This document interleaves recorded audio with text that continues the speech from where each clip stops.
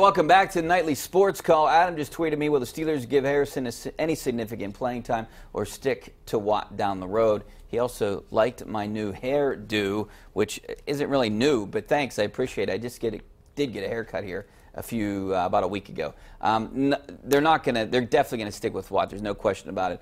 Harrison will be lucky to get a jersey on Sunday. He'll be lucky to dress, but I think he might this week, considering the circumstances.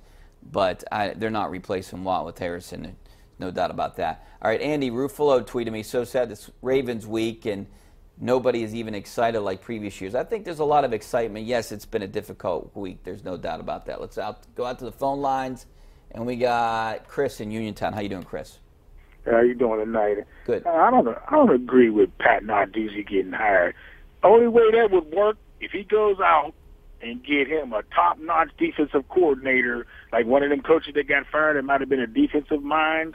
He needs one of them guys to bring some guys from the South or West to recruit. I believe they can recruit, but they need a top-notch defensive coordinator to bring them guys in from different areas because they want to play for that guy. That's what he got to give up his duties. Yeah, you know what I'm going to tell you? They're never going to bring in a top-notch defensive coordinator because, like you said, Narduzzi has his hands in that defense, and so you're going to see Conklin here for a while, I would imagine. They might make some changes this year, but, you know, the rumors are, and what I've heard is that with this extension, he did get extra money to be able to hire assistants, and they can add that 10th coaching job this year too. So you might see another guy come in here, but I don't know what they're going to do with Watson.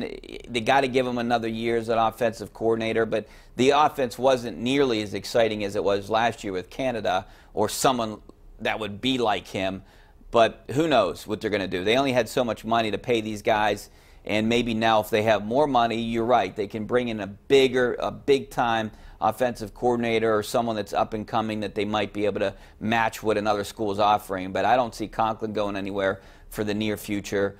And one of the reasons is I don't know if you could get a bigger name defensive coordinator in here because you know, Pat Narduzzi is a defense guy and has his hands all over the defense. So that's the one reason I don't know what kind of defensive coordinator you'll get in here besides Josh Conklin. Back out the phone lines, Terry, real quick in Gibsonia. How you doing, Terry?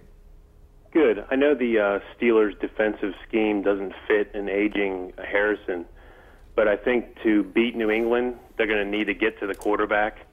And yeah. He's the guy to do it, and otherwise he's going to torch our secondary, in my opinion. But, you know, he's the guy that, you know, I don't even know. It's hard to answer that question because he's the guy that might kill you in passing situations and out in coverage. He might be able to get to Tom Brady and maybe intimidate Tom Brady, but he's a guy that can't cover out in space, and this is where they're really going to miss Ryan Shazier against the New England team. So I'd imagine he's going to dress in these games, but I don't know how effective or how much they're going to use them. I got to go to break. Back in a couple minutes.